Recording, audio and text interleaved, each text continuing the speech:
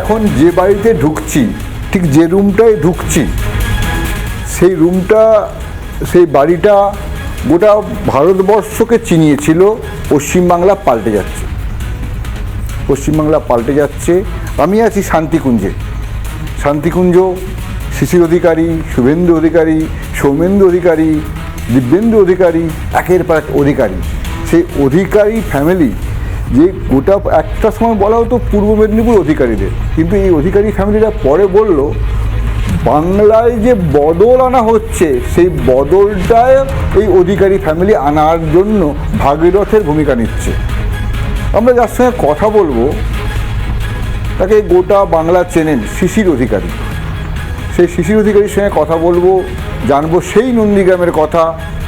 সেই নন্দীগ্রাম, যে নন্দীগ্রাম 2012 সালে বদল আনার জন্য মুখ্য ভূমিকা নিয়েছিল। শিশিরবাবু, আপনার সঙ্গে কথা বলতে আমরা আসছি, জানতে আসছি নন্দীগ্রাম আমরা তো পেপারে পড়েছি, টিভিতে দেখি সেই সময়, কিন্তু তারপর বহুদিন সময় বয়ে গেছে। এখন আবার যেন একটা মন্থন করার সময় এসছে, আবার জানার সময় এসছে। আপনার কাছে জানবো সেই নন্দীগ্রাম আন্দোলন কি হয়েছিল, কীভাবে হয়েছিল, কীভাবে বদল হলো, কীভাবে উত্তাল হয়ে উঠেছিল বাংলা। সেই উত্তাল বাংলা, সেই সময় লালের বিরুদ্ধে আপনারা দাঁড়িয়েছিলেন। নন্দীগ্রাম আন্দোলনের ঠিক ইমিডিয়েট আগে এখানে পরমাণু কাঁথিতে পরমাণু বিদ্যুৎ কেন্দ্র তৈরি হবে, এই একটা আওয়াজ তুলে দিল বামফ্রন্ট। এই আওয়াজ তুলে দিয়ে আমাদেরকে নানাভাবে প্রলুব্ধ করার চেষ্টা করা হয়েছে। ঠিক সেই সময় একটা হঠাৎ নোটিশ একটা দিল, এই যে হলদিয়া ডেভেলপমেন্ট অথরিটি, লক্ষণবাবুরা পাইলটিং করছিলেন, তা দিল যে 27টা মৌজা নন্দীগ্রামে অধিগ্রহণ হবে, কেমিক্যাল হাব হবে। এবং অদ্ভুত কথা, সব চলতে চলতে একবারে এখানকার মুভমেন্টের হাওয়াটা চলে গেল, আমাদের পরমাণু কেন্দ্রের হাওয়াটা চলে গেল নন্দীগ্রামে। নন্দীগ্রামে তখন আমাদের পরমাণু কেন্দ্র কথা হচ্ছে, মানুষ জানলো, তারপর হঠাৎ করে নন্দীগ্রাম চলে এলো। নন্দীগ্রাম তখন আমরা জমি দেবো না, জমি দেবো না, এই রাস্তায় আন্দোলন করছিলাম। এখানে 1 লক্ষ লোক নিয়ে শুভেন্দু অধিকারী জুনপুর থেকে পদযাত্রা করেন কাঁথি। আর ঠিক ইমিডিয়েট তখনই ওরা একেবারে বারুদের মতো একটা লিফলেট, হলদিয়া ডেভেলপমেন্ট অথরিটি 27খানা মৌজা কেমিক্যাল হাব হবে নন্দীগ্রামে, একবারে ভিটা মাটি, মন্দির মসজিদ সব ছেড়ে দিতে হবে। এই থ্রেট একবারে কখনো রিভলভার দেখানো, কখনো লাঠি দেখানো, এসব আরম্ভ শুরু হয়ে গেল। অটোমেটিক্যালি তখন আমাদের এই মুভমেন্টের গতি ওই দিকে ঘুরে চলে গেল। প্রতিটা গ্রাম ধরে ধরে বসে বসে আমরা লোককে মোটিভেটেড করেছি, প্রতিটা গ্রামে। মানে আমরা, মানে কে, আপনি নিজে ছিলেন? আমি ছিলাম, শুভেন্দুবাবু ছিলেন, আরও আমাদের অনেক নেতা ছিলেন। তারা সমস্ত ঐক্যবদ্ধ হয়ে একবারে ডিউটি ছিল, মেয়েদের ডিউটি ছিল সকালবেলা রান্না টান্না করেছিল, ঘর থেকে বেরিয়ে পড়া।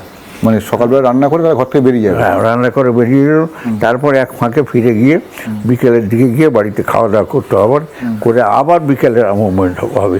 এবং একটা প্রতিটি গ্রাম ধরে ধরে, গ্রাম ধরে ধরে ধরে, পাড়া ধরে ধরে আমরা এসেছিলাম আন্দোলন করতে করতে। আন্দোলন ওই ফাঁদে পা দিলেন ওরা।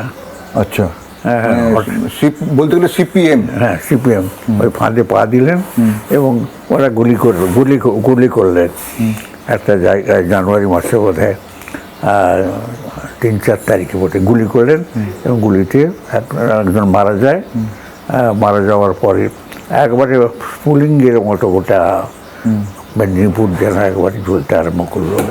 আর নন্দীগ্রাম তো বটেই, কাছে সব বিভিন্ন জায়গায় জ্বলতে আরম্ভ করলো। আর এরা পুলিশকে দিয়ে অত্যাচার শেষ সীমায় নিয়ে গেল মানুষকে।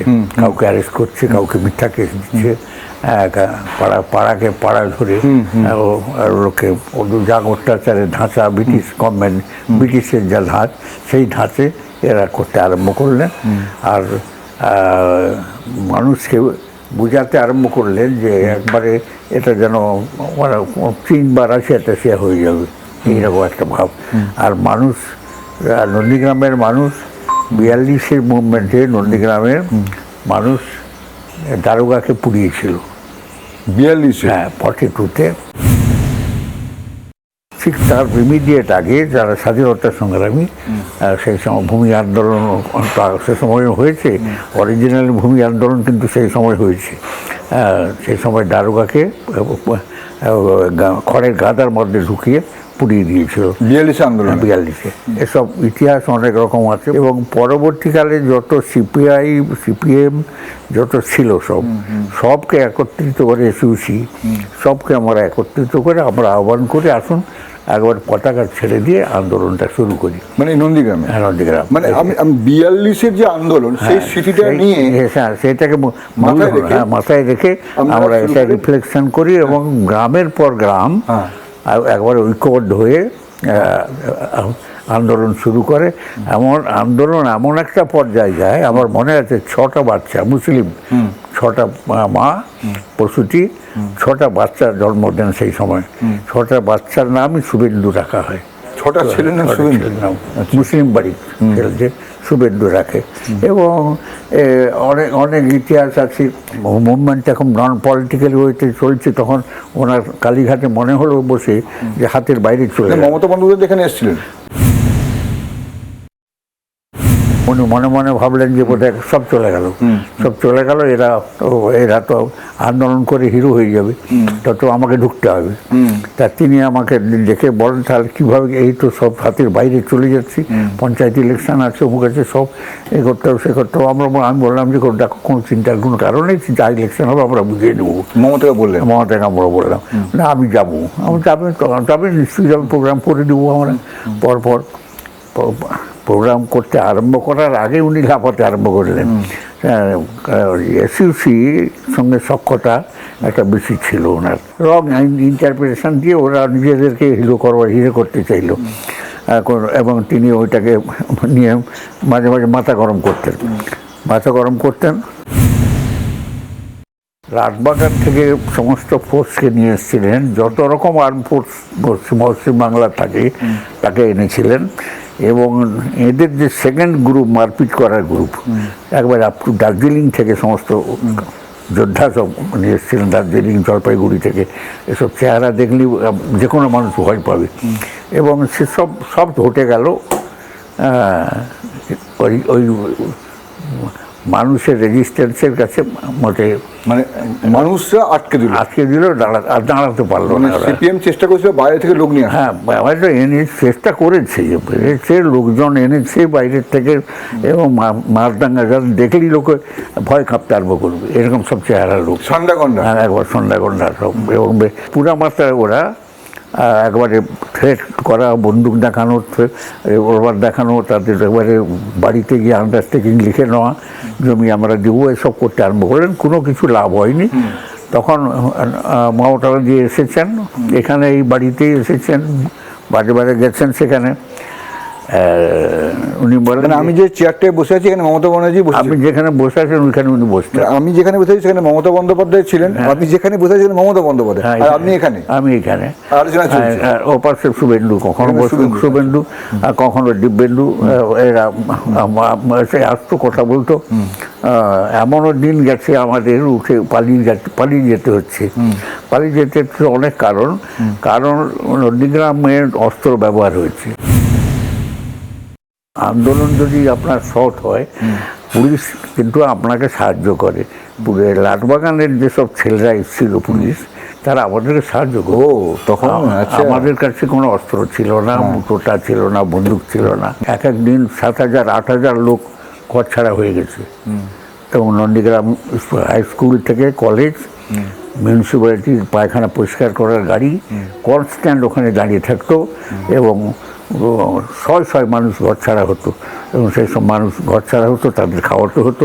আমি কোনোদিন ডাল ভাত খাওয়াইনি তাদের ভালোভাবে খাইয়েছি, রেখেছি। এবং যার কাছে যা টাকা আমরা নিয়েছি, একটা পয়সা কারো মেরে দিইনি। এবং সুদ সহ টাকা ফেরত দিয়েছি। এবং কোটি টাকা খরচ হয়েছে। আমার কাছে একটা অ্যামাউন্ট, ভালো অ্যামাউন্ট ছিল, একটা মা দিয়েছিলেন আমাকে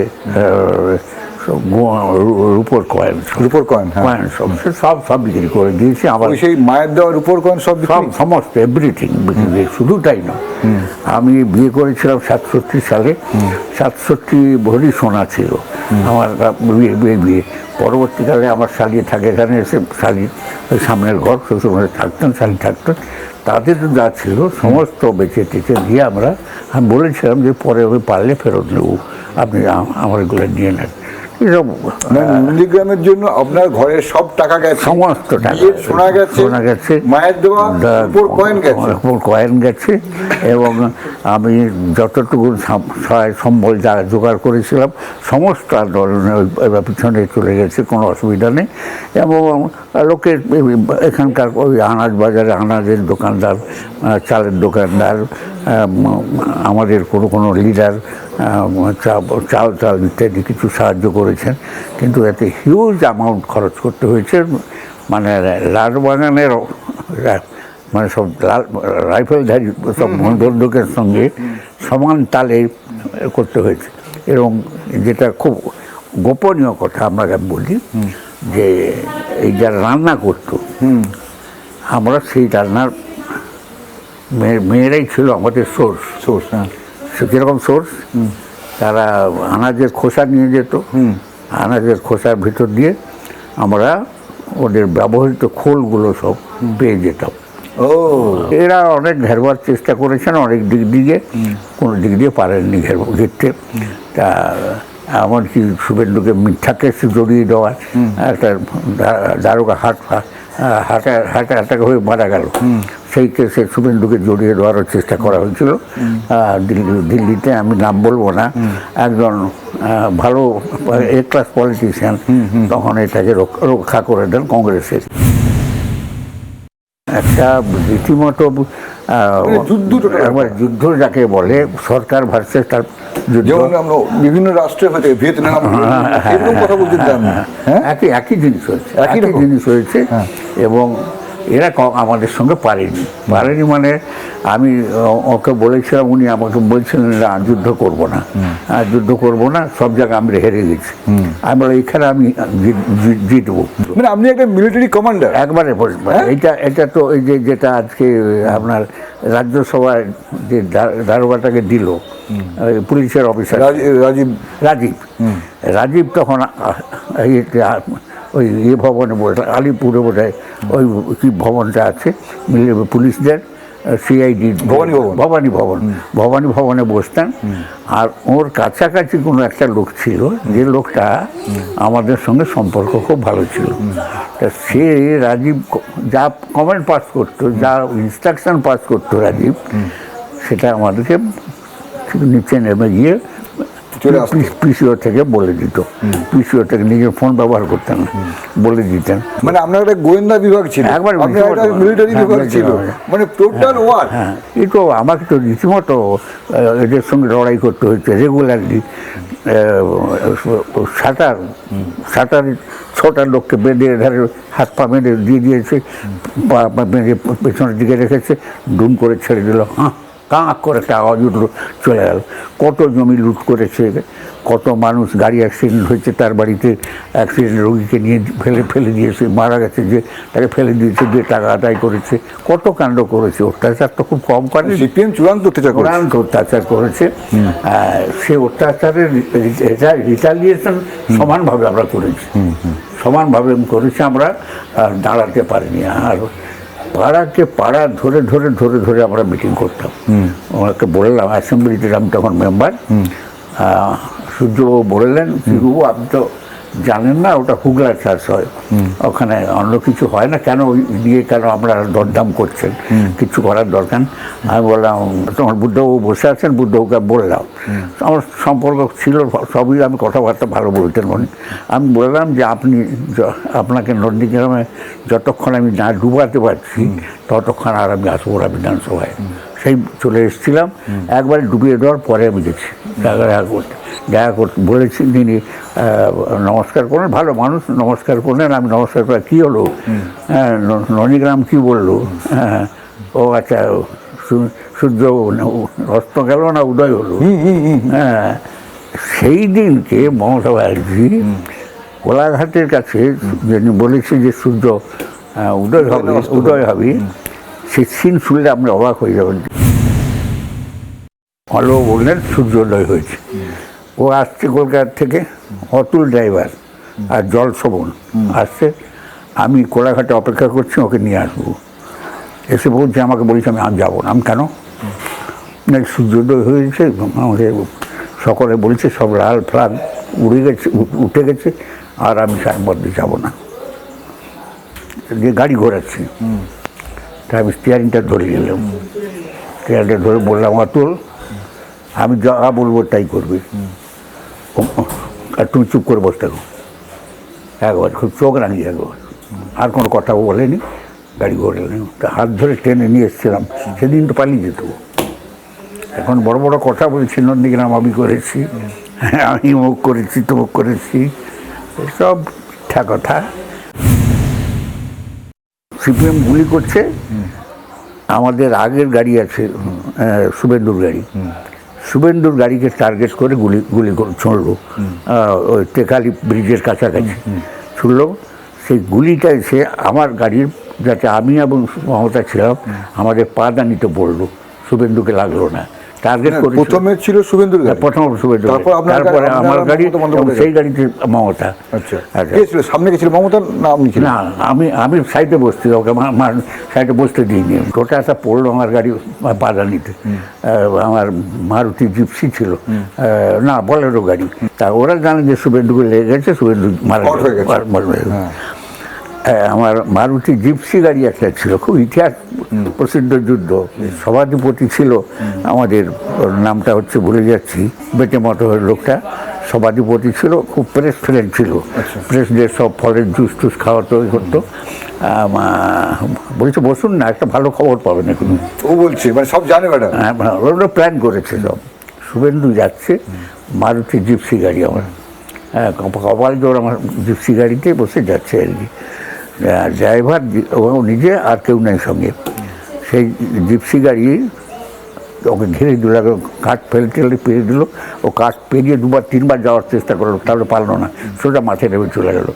মাঠে নেমে এখন মাঠ ছিঁড়ে বেরিয়ে চলে গেল।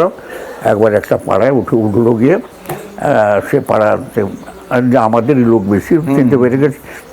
তাড়াতাড়ি করে পাস করিয়ে দিয়ে নদী দিয়ে ফিরিয়ে বাড়ি পৌঁছে দিলে, পাশ দিয়ে। হলদি নদী? না, ওটা হলদি নদী দিয়ে বেরিয়ে গেল। জেলা পরিষদের সভাধিপতি বলছে প্রেসকে, ওই যে মাইল পর মাইল চলে গেল, বলে কোনো খবর পাচ্ছেন না? শুভেন্দু বেঁচে আছে? ও বলছে তখন? হ্যাঁ, প্রেসকে বলছে। সে ভেবেছে মেরে ফেলেছে। ও একবারে মাঠে চলে গেল সুন্দর করে, একবারে জিপসিতে করে। একবারে আমাদের কোদাল থাকতো জিপসিতে, ঝুড়ি থাকতো, আল কেটে বেরিয়ে চলে যেত, সব আল কেটে নেমে কেটে বেরিয়ে চলে যেত একবারে। আরেকদিন আমার সামনে ওর গাড়িটা, আমি ও পিছনের গাড়ি আছে, আমি সামনে আছি, 3 তলার উপর থেকে টার্গেট করেছে রিভলভার, একবার রাইফেল স্নাইপার রাইফেলগুলো একেবারে। আচ্ছা, তারপর আমাকে নিচে চায়ের দোকানদার একটা মহিলা, সে ইশারা করছে, আঙুলে দেখে দিচ্ছে, আঙুল দিয়ে দেখাচ্ছে। আমি গাড়িটা স্লো করে আমি তাকিয়ে দিলাম, হ্যাঁ, বুঝতে পারলাম। সঙ্গে সঙ্গে আমি ফোন করে তাকে বললাম ব্যাক করে চলে যাও, একদম আসার দরকার নেই, এখন যেদিকে পারো ঢুকে যাও গ্রামের দিকে, ওখানে একদম আসবে না। ও 3 তলার উপর থেকে তাক করেছে, গুলি করবে। এইসব ঘটনা আছে। সেদিন আরেকদিন এমন অবস্থা হলো, ওকে যখন গুলিটা সামনাসামনি করে দিতে যায়, সেই সময় মোটর সাইকেলে কে তুলে নিয়ে গিয়ে কোথায় চলে গেল ভগবান জানে। আমি তখন আছি কলকাতায়, বৃষ্টিটা হচ্ছে। আমাকে ফোন করছে, তুমি আমার অমুককে ফোন করো, তমুককে ফোন কেন? না, আমাকে তুলে নিয়ে যাচ্ছে বোধহয় বাজকুলের কাছাকাছি, বোধহয় উঠবো, বাজকুলের কাছাকাছি বোধহয় উঠবো বলে মনে হচ্ছে। তো বুঝতে পারছি না কি আমাকে নিয়ে যাচ্ছে, ফোনে আমাকে বলছে। আমরা ঠিক আছে, ভগবানের ভরসা রাখো, চলো ওই গাও দেখা যাক কি হবে। ও তুলে একবারে ওদেরই লোক তুলে বাজকুলে পৌঁছে দিল, বাজকুল থেকে ও বাস একটা সঙ্গে পেয়ে গেছে, উঠে চলে গেছে। মানে এই লোকগুলো কি আপনার লোক না? না না, ওদের লোক। ওদের লোক, কিন্তু আপনার কমান্ড আমাদের হেল্প করছে। আমার তো সেই মনে হচ্ছে ভারতবর্ষের যখন স্বাধীন হচ্ছে বিপ্লবীরা যেমন আন্দোলন করেছে তেমন একবার সেই আন্দোলন। অনেকে বই লিখেছে, অনেকে বই লিখেছে কিন্তু পয়সা তুলেছে, হ্যাঁ, অনেকে চাঁদা তুলেছে, কিন্তু আমরা জানি না, এক পয়সা নিইনি, কখনো চাঁদাও তুলিনি। তাতে বাদ দেন। তা একবারে ব্রিটিশের যুদ্ধ যা তাই প্রচুর। এই যে ব্লু প্রিন্ট তৈরি হতো, মানে ধরুন মমতা বন্দ্যোপাধ্যায়, এটা ভাজা চাউলি, এটা ওটা ভাজা চাউলি, নর্থ কন্টাই, পটাশপুর, আড়গোয়াল, এইসব জায়গার থেকে আমাদেরকে রেগুলার বন্দুকের সঙ্গে লড়াই করতে হতো। সে গ্রুপের মূল পয়েন্টগুলো কোন ছিল? খেজুরি ছিল একটা, হ্যাঁ, খেজুরি একটা ছিল, নর্থ কন্টাই ভাজা চাউলি একটা ছিল, পটাশপুরে আড়গোয়াল ইত্যাদি এইসব জায়গাগুলো সব ছিল। হারমাদ বাহিনী যেটাকে বলা হয়, এই হারমাদ বাহিনী আমরা হারবার নয়, আমরা না, ওই এদের আমাদের লোকরা একটা মেয়ের একটা রূপোর হার চিন্তাইও করেনি। না না, সিপিএম এর হারমাদ খারাপ। সিপিএমের হারবার তো হচ্ছে ডাকাত, একবারে যাকে বলে ডাকাত। ডাকাতি করতো এবং জিনিসপত্র যা যেখানে যা পাবি, সোনা দানা সব দিয়ে পালাতো, এবং সেটা বাছাই করা গ্রুপ থাকতো, সেটাকে নিয়ে চলে যেত পার্টি অফিসে। ওদের সঙ্গে পুলিশ ছিল, হারমাদ ছিল। পুলিশ হারমাদ আগেই, পুলিশ পিছনে, আবার কোনো জায়গায় পুলিশ আগে, হারমাদ পিছনে। এই একবারে মমতা বন্দ্যোপাধ্যায় কি এইসব জানতো কিছু, যে কি হচ্ছে না হচ্ছে না, কিছুই না জেনে পুরো পরে নিজে বলে আমি করেছি? মানে মমতা সবই জানতো, সবই জানতো এবং বুদ্ধদেব বাবু সব জানতেন। বুদ্ধদেব হচ্ছে সবই জানতেন। যদি জানতেন তো কিছু করেননি কেন? না, করেননি, তখন তো পার্টি যায়, ওর কাছে খবর ভেতরে ছিল যে আর বোধহয় সিপিএম আসবে না। সেই যখন সিপিএম যাচ্ছে, মানে সিপিএম অস্তামিত হচ্ছে, আপনারা বুঝতে পেরেছিলেন সিপিএম যাচ্ছে, আর আজকের দিনে তৃণমূলের এই অবস্থায় দাঁড়িয়ে আপনার কি মনে হচ্ছে সে তৃণমূলে যাচ্ছে? না, আপনাকে আমি বলি, লাস্ট দিনে ইলেকশন যখন হয়, আমি প্রণব মুখার্জির কাছে বসছি, প্রণববাবু চা খাচ্ছেন, আমি চা খাচ্ছি, বসে আছি। সেই সময় ফোন করলেন আমাদেরকে, ওই অর্থমন্ত্রী ছিলেন অসীম দাশগুপ্ত, তিনি ফোন একটা অন্য কথায় ফোন করলেন। ফোন করতে করতে বললেন যে তোমরা কীরকম ভাবছো, ইলেকশন তো হয়ে গেল, কীরকম ভাবছো? না, আমরা যে কোনোভাবে কাটাকুটি যাই করি না কেন, আমরা 155 পাবো। কে বলছে? অসীম দাশগুপ্ত। আমি উল্টা ধারে বসে আছি। হ্যাঁ, তা হো হো করে হেসে উঠে উনি বললেন যে এখানে শিশির অধিকারী বসছে, বল দেন, তাকে দেন। আমার সঙ্গে সম্পর্ক ছিল, অর্থমন্ত্রী, ভালো সম্পর্ক, দেন। আমরা কি 155? আপনি আর নাই, 5 একে 6, 5 12, 6 5 11, 11টা সিট পাবেন না আপনারা। একবার কঠিনভাবে বলে দিলাম। শুধু তাই নয়, মেদিনীপুর সার্কিট হাউসে আমি আছি, পরের দিন জঙ্গলমহলে ঢুকবো, মুকুল আছে, আর মমতা ব্যানার্জি আছেন, আর শুভেন্দু ওখানে পৌঁছে ফিরে আসবে কাঁথি, রাত 9:30 বেজে গেছে, যাচ্ছে। আমার তুমি এতক্ষণ বসে আছো এখানে, চলে যাও, এত রাত্রে বাড়ি ফিরবে, তুমি চলে যাও, তুমি আর দরকার নেই। আর মুকুলবাবু কোলাঘাটে কে একটা অপেক্ষা করছে। আমি মুকুলবাবু বলছি আপনি একটু কোলাঘাট চলে যান। মুকুলবাবু একটু দাঁড়ান।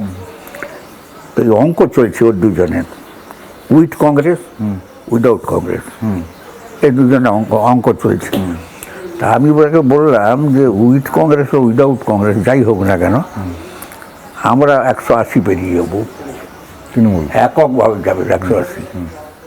আজকেও আপনাকে বলছি, কথাটা হয়তো ছোট মুখে বড় কথা হয়ে যাবে, কারণ আমি যে গন্ধটা পাই, একবারে তৃণমূল মুছে গেছে। গ্রামাঞ্চলের মানুষ একবারে পরিষ্কার মানুষ অবস্থান দাঁড়িয়ে আছে, শুধু ভোটটা দিতে পারবো, ভোটটা কবে দিতে পারবো। এই যে আর্ম ফোর্স নেমেছে, এই 2 দিনের কথা বলছি আপনাকে, খুব কারেন্ট। কেউ আর্ম ফোর্সকে জিজ্ঞাসা করছে মহিলারা, হ্যাঁ স্যার ভোটটা দিতে পারবো তো স্যার? আপনার 8 দিন আগে থেকে এসছেন, ভালো হয়েছে। আমরা ভোটটা দিতে পারবো তো। আমি এইরকম হয়েছে অন্তত 6টা জায়গায় জানি, আমার কাছে খবর আছে। হ্যাঁ, ঠিক, মানে আমি যেটা বুঝতে পারছি আপনি সেই সময়ে যেটা পরিবর্তনের হাওয়াটা দেখেছেন এখনো সেই হাওয়া দেখছেন, আবার সেই একই হাওয়া, একই হাওয়া একই দেখছেন। হাওয়া। এবং এটা তো কি উনি করে ফেলেছেন উনি জানেন না। উনি সেই ভুলটা করে ফেলেছেন। সে ভুল, মানে কঠিন ভুল করেছেন। এবং এটা অর্থের আকাঙ্ক্ষা, অর্থের আকাঙ্ক্ষা, অন্য কিছু না। পরিবারটা তো একেবারে, মানে কি পরিবার ছিল সেটা আমি বলবো না। এক একদিন ঘটনা চোখের সামনে, আমার সামনে হয়েছে ঘটনা। বলে আমি যাবো না তো ওখানে। বলে কেন? আমি বলি, কেন? আমার কাছে শুধু 50 টাকা না 500 টাকার একটা নোট পড়ে আছে, আমি যাবো না, আমার অত পয়সা নেই। আমরা তো প্রচুর রিলিফ গাড়ি যাবে তোমার সামনে, অন্তত 8-10খানা 20খানা গাড়ি যাবে, চালের গাড়ি, গমের গাড়ি যাবে, আটার গাড়ি যাবে, কাপড়ের গাড়ি যাবে, তুমি পিছনে যাবে, তা অসুবিধা কী আছে? চলো তুমি। একটা 500 টাকার নোট ছিল, সেই নোটটাও এর আমাদের সঙ্গে যারা দল করতেন কায়দা করে ওর কাছ থেকে বের করে দিল, যাতে খোলাঘাটে আর চা খাওয়ার পয়সা থাকতো না। ব্যাক হিস্ট্রিটা হচ্ছে এটা, যে সামনে থাকতো, যার পকেটে পয়সা থাকতো, সেই লোককে সামনে পেলে বলতো যে আমি কোত্থেকে পাবো। এটার মিনিং হচ্ছে যে টাকাটা তুমি দিয়ে দাও। ও, এটা আমি জানতাম না। পরে আমাকে একজন বললো যে সে তো সিনটা ক্রিয়েট করেছিল, আপনি টাকাটা পকেট থেকে বের করে দেন। বের করে দিলেন না কেন? আমি বলি আমার অত মাথায় বুদ্ধি আসেনি, আমি ওই অত ক্ষুদ্র বুদ্ধির লোক নেই। তবে আমি জানি ওর মা দেবতা ছিলেন, আর পরে বাকি এসব নাচছে। ওনার মা খুব দেবতা টাইপের। একেবারে সত্যি কথা বলতেন। মানে মমতা বন্দ্যোপাধ্যায়ের মা ভালো মানুষ ছিল। ভালো মানুষ ছিলেন, এবং কখনো যদি আমাদের কোনো ক্ষতি করার চেষ্টা করতো, তিনি প্রকাশ্যে একবারে দাঁড়িয়ে বলতেন, অসভ্যতা করবার চেষ্টা করো না, ওই পরিবার তোমাকে অনেক কিছু দিল, অনেক কিছু দিবে, তুমি কোনোভাবে যেন ক্ষতি না হয়। এত বড় কথা বলতেন। আপনাদের এই যে বাড়ি, আমি বলছিলাম ঢোকার আগে, না না, এ বাড়িতে কেউ আসেনি। কে আসেনি? এ বাড়িতে প্রণববাবু এসছেন, বরকত গনি খান চৌধুরী এসছেন, আব্দুল সত্তার এসছেন, জয়নাল এসছেন, প্রফুল্ল কান্তি ঘোষ এসছে। আসেনিটা কি? কেউ এমন কেউ নেই, এমন কেউ নেই, আসেনি। এবং আজকেও আপনাকে আমি বলছি, এবারে নির্বাচনে আপনি খুব পরিষ্কার দেখতে পাবেন, একবারে নেই, কিছু নেই। তৃণমূল হাবিস একবার নেই। তৃণমূল বলে পার্টিটা থাকবে, পার্টিটা শেষ। না, থাকবে না, কখনোই থাকবে না। এখনই যারা ওই পার্টি টাটি করতো একটু সিনসিয়ারলি, সেই সব লোক একবারে পিছিয়ে চলে যাচ্ছে, পিছিয়ে চলে যাচ্ছে। ঘরে বলছে তোমরা যা পারো ডিসিশন নাও, লোক দেখা নিয়ে কথা গেছে। ওই সামনের ঘরটা শুভেন্দু শুয়ে, আপনি একটু ওই ঘরটা দেখে আসবেন। দেখান আমাকে। এটা শুভেন্দুর ঘর, এই ছোট ঘরটা, এই ছোট ঘরটা দেখুন, দেখাবে এরা। এটা একটা জেলখানা, এটা শুভেন্দু অধিকারী ঘর। শুভেন্দুর ঘর এইখানে থাকে। এই যে সোফা, এই সোফাতেও শুয়ে থাকতো। আর এইটা, এই জানলা পরে আমি কেটেছি। আচ্ছা, সব সিল করা ছিল। এখানে শুভেন্দু অধিকারী এখানে শোয়, বারবার এখানে খায়, এইখানে শুয়ে থাকতো, খাতে উঠতো না। আমাকে বলতো যে তুমি একটু আধ ঘন্টা তুমি জেগে থাকো, ওই ফোন আসতে পারে, তুমি সিদ্ধান্ত নিয়ে ঠিক ওকে বলবি। আমি একটু বিশ্রাম করে ও বিশ্রাম করতো, আমি তখন জেগে থাকতাম, ফোনে জেগে থাকতাম। এরা আসতো, তার মাস্টারটাকে দিয়ে দিতাম, আবার উঠে পড়ে আবার। এই রুদ্রাক্ষ টাকা রুদ্রাক্ষ শুভেন্দু। আর বিবেকানন্দের মূর্তি, বিবেকানন্দের ভক্ত। হ্যাঁ, বিবেকানন্দ ভক্ত। ও তো এখানেও তো আছে বিবেকানন্দ, সারদামণি। হ্যাঁ, সব আছে, অন্য কিছু নেই। এই যে এইটা ভেঙে, বাথরুমটা ভেঙে, এই যে এদিকে বাথরুম, এই বাথরুমটা ভেঙে নয়, এইখানে জানলা ছিল, এইখানে জানলা ছিল, এটা ভেঙে ঢুকে গেছিল। কে ঢুকেছিল? মারবার জন্য। ও, এইখানে জানলা ছিল একটা, মানে উপরে ওই ছোট পাশের একটা ছিল। ওই কি হারমাদরা? হ্যাঁ, এইখানে ঢুকে গেছিল, ভেঙে চলে এসেছিল। এই যে আমার ছোটটা এখন যে এমপি হয়েছে, শুভেন্দু, ও ও দুর্ধর্ষ শক্তি, হ্যাঁ। ও বাইতে বাই নেমে পড়েছে, কে ধরে নিয়েছে কি একদম, হা করছে, মরে যেত তখন। আমি তাকে বললাম পুলিশ দেখতে, ছেড়ে দাও বলে কায়দা করে। তো ভয়ঙ্কর ব্যাপার তো, ভয়ঙ্কর। আর ও পাশে সিঁড়ি আছে, সিঁড়ি দিয়ে উঠেছিল চুরি নিয়ে, ওই চুরি সামনে শুরু করে, ওই সিঁড়ি দিয়ে সামনে, হ্যাঁ, সামনে সিঁড়ি আছে, হ্যাঁ, দাঁড়া হয়ে উঠেছে।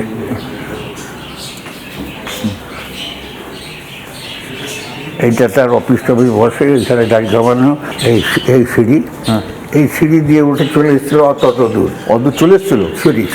আচ্ছা, হ্যাঁ, এই তো ভয়ঙ্কর কেস তো। ভয়ঙ্কর। হ্যাঁ, কুকুর আছে,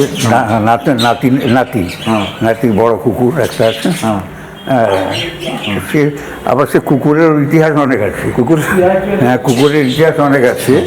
শুভেন্দুকে অ্যারেস্ট করার জন্য 350 ফোর্স নিয়ে জড়ো হয়েছে, উঠছে। তা এইখানে আমি আর শুভেন্দু বসে আছি, আমি বলছি বাবা কী করবো, পালিয়ে যাবো, আমি যাবি কোথায়, যে ধরা পড়ে যাবে, চুপ করে বসতে হবে।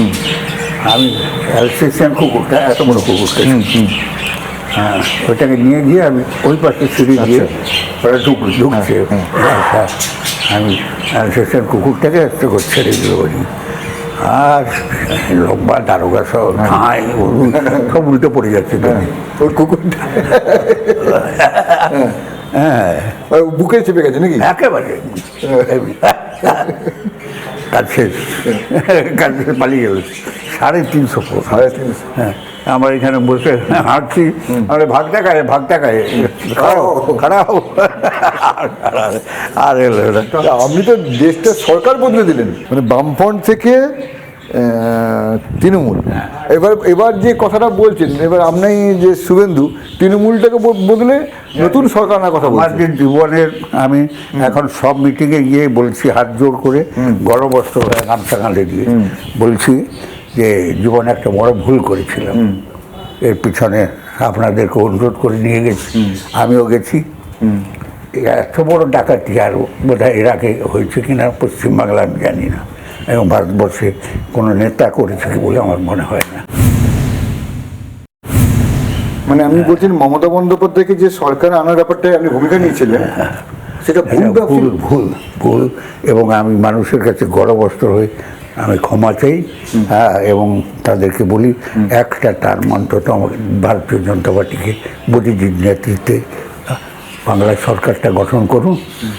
যে সম্পদ আমাদের কাছে আছে, আমাদের বর্ধমানে আছে, আমাদের মেদিনীপুরে আছে, আমাদের বাঁকুড়ায় আছে, যে সম্পদ আছে সে সম্পদ আমরা ব্যবহার করলে, আন্ডারগ্রাউন্ড সম্পদ যে সম্পদ আছে সে সম্পদ ব্যবহার করলে কোটি কোটি লোকের চাকরি হবে। সাগর আছে, নদী আছে, বন আছে, জঙ্গল আছে, আর নিচে কয়লা আছে, আর খনি আছে, আর আপনার সমুদ্র আছে, অনেক বড় বড় জিনিস। মানে বাংলা নিজেই তো একটা অনেক সম্পদ, এবং খুব ভালো সম্পদ আছে আমাদের, যেটা মোদি আসানসোল মিটিংয়ে ক্যাচ করতে পারেনি। উনি সবসময় বলছেন अंडरग्राउंड रिसोर्स जो डिस्ट्रिक्ट में जा है उसका वही संपद व्यवहार करना होगा। अंडरग्राउंड संपद, ओभारहेड संपद, यार নদী, সমুদ্র আর ইয়ার।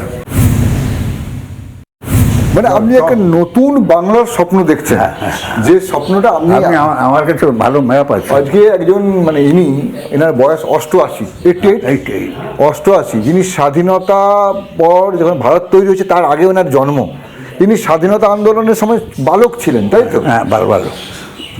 সেই সময় আপনার বাবাও তো স্বাধীনতা সংগ্রামী ছিলেন।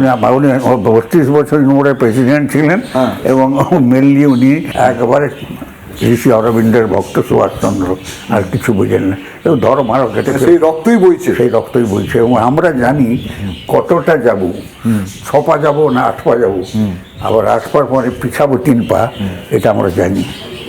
হ্যাঁ, এবং এটা আপনি শুভেন্দুর মধ্যেও পাবেন যে কতটা আমি এগোবো, কতটা পিছাবো। এটা আমরা জানি। এবং বহু জায়গায় ওকে আমি উদ্ধার করে নিয়ে গেছি, ক্ষমতাকে। হ্যাঁ, বহু জায়গায় উদ্ধার করে নিয়ে গেছি।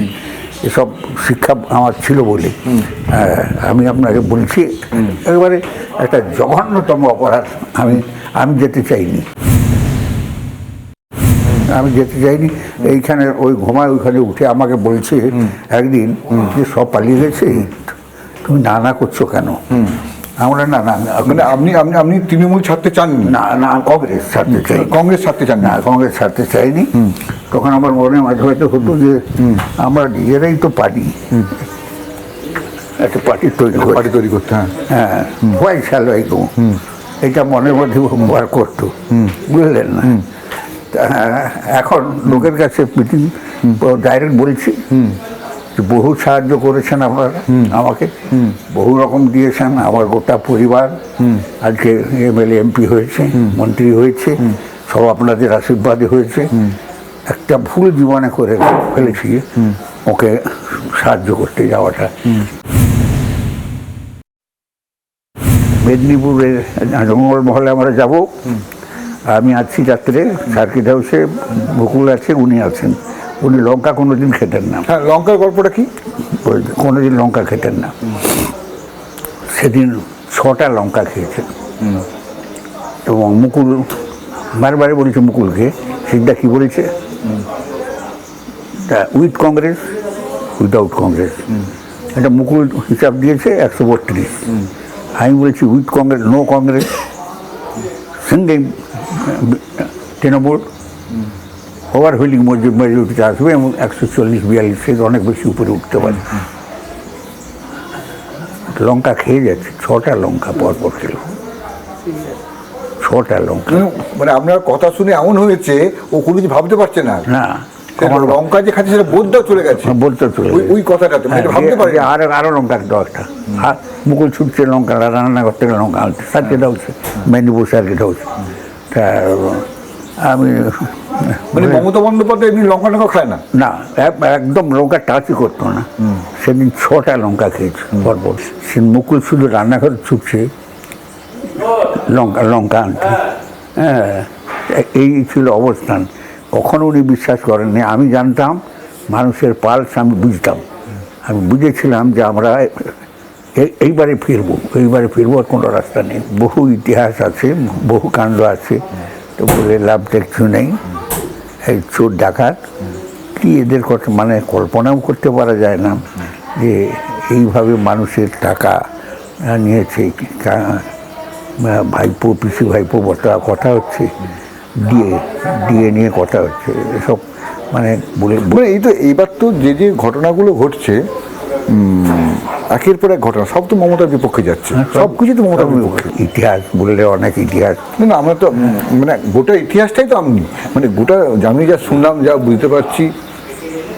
আচ্ছা, লাস্ট 10 বছর, তারপর সেদিন 4-5 বছর, 6 বছর যদি ধরি, মিটিংয়ের যদি আমি ফার্স্ট বক্তা হই, ফিনিশ করতো শুভেন্দু। আর শুভেন্দু যদি ফার্স্ট বক্তা হয়, ফিনিশ করতাম আমি। আর কথা কে বলতো? একটা লোক কথা বলতো না, সাহস ছিল না।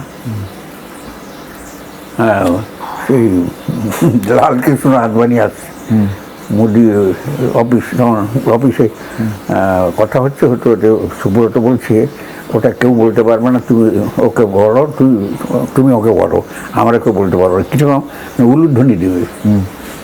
হ্যাঁ, উলুধ্বনি দেওয়া যায়?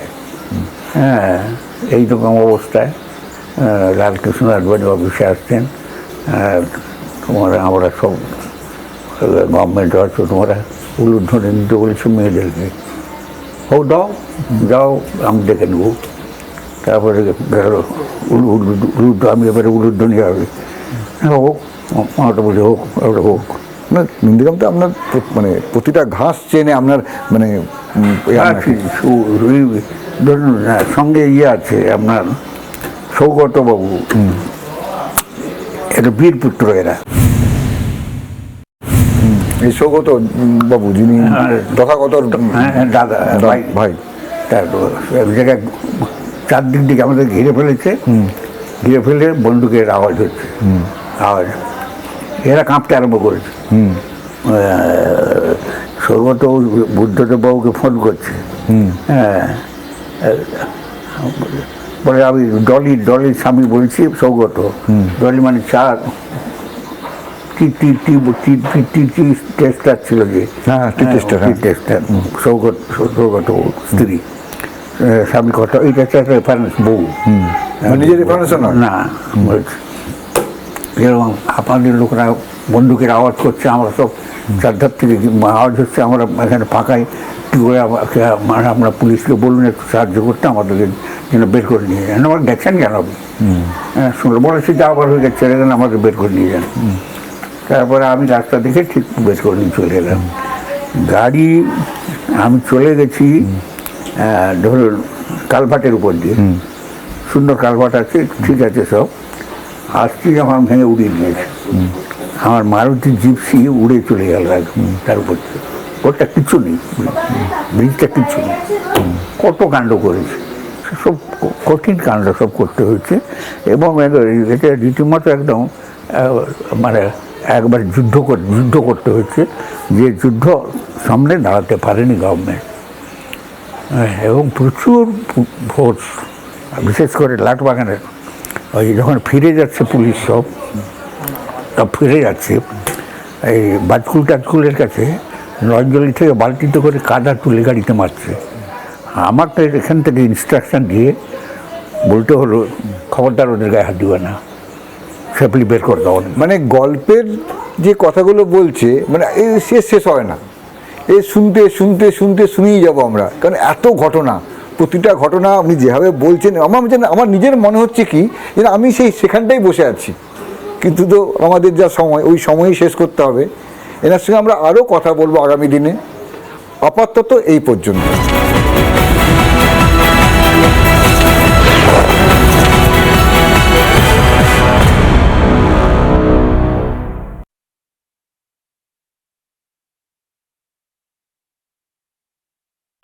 নানা ধরনের কন্টেন্ট দেখার জন্য লাইক করুন, শেয়ার করুন আমাদের ফেসবুক পেজ, সাবস্ক্রাইব করুন আমাদের ইউটিউব চ্যানেল।